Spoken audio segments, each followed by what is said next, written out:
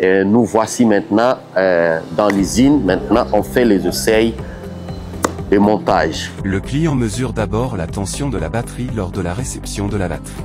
Assurez-vous que chaque batterie a la bonne tension.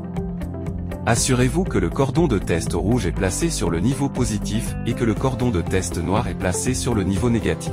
Assurez-vous que la tension est de 52 volts.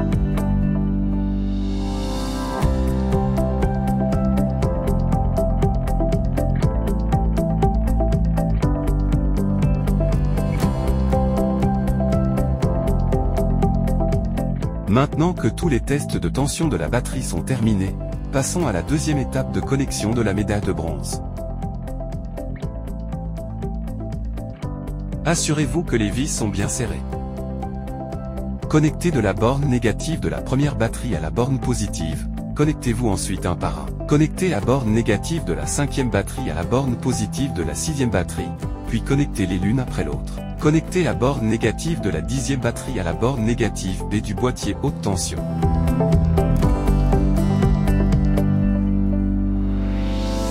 Connectez la borne positive de la première batterie à la borne positive B du boîtier haute tension. Les câbles d'alimentation du premier jeu de batterie ont été connectés. Ensuite, nous connectons les lignes de communication. La première étape consiste à connecter la communication entre la première batterie et le boîtier haute tension. La deuxième étape consiste à connecter la ligne de communication entre la batterie et la batterie.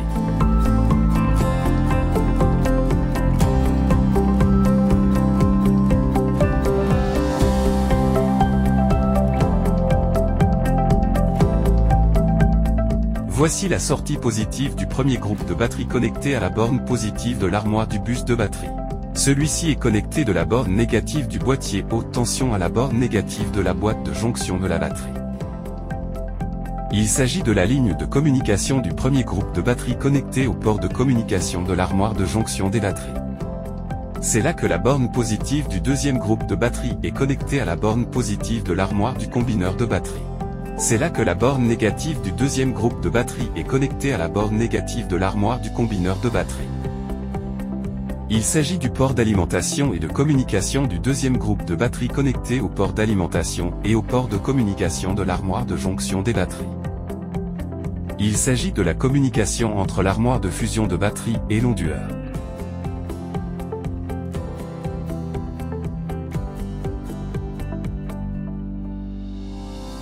Il s'agit de la sortie positive de l'armoire du combineur de batterie connecté à l'onduleur.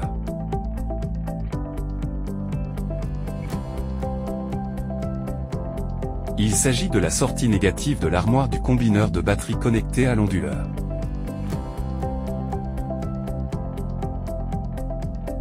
Une fois l'ensemble du système connecté, nous pouvons démarrer le système. Ouvrez d'abord le disjoncteur de l'armoire du bus batterie. Allumez les boîtiers haute tension des deux groupes de batterie et les interrupteurs BMS. Nous devons attendre 5 minutes après le démarrage de l'armoire de combinaison de batterie et les boîtiers haute tension des deux clusters de batterie. 5 minutes plus tard, le système était allumé. Mesurons la tension côté batterie de l'onduleur, la tension indique 523 volts, ce qui est normal. Après avoir mesuré que la tension est normale, on active le disjoncteur batterie. L'écran s'allume une fois la batterie allumée. Une fois la batterie démarrée, nous cliquons sur l'interface de défaut.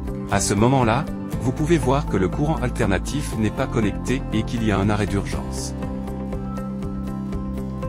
À ce moment-là, nous allumons l'interrupteur de l'onduleur. Ensuite, nous activons les deux commutateurs. Ensuite, nous pouvons démarrer l'onduleur, cliquez sur marche, arrêt et cliquez sur. Le voyant de défaut s'éteindra alors. L'onduleur entre dans l'état d'onduleur.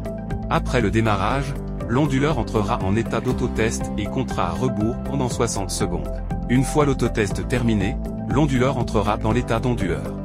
Il y aura une sortie de tension côté charge. Les connexions au réseau électrique ici sont respectivement les lignes L1, L2, L3, AN et PE. Dans la région du Congo, RDC, comme elle n'est pas connectée au réseau électrique, les câbles n'ont pas besoin d'être connectés ici. Une fois l'autotest de l'onduleur terminé, vous pouvez voir qu'il y a une tension de sortie côté charge.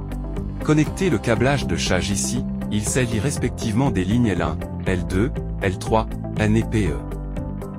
Ok, vous avez vu, nous avons fini l'étape d'installation et de configuration.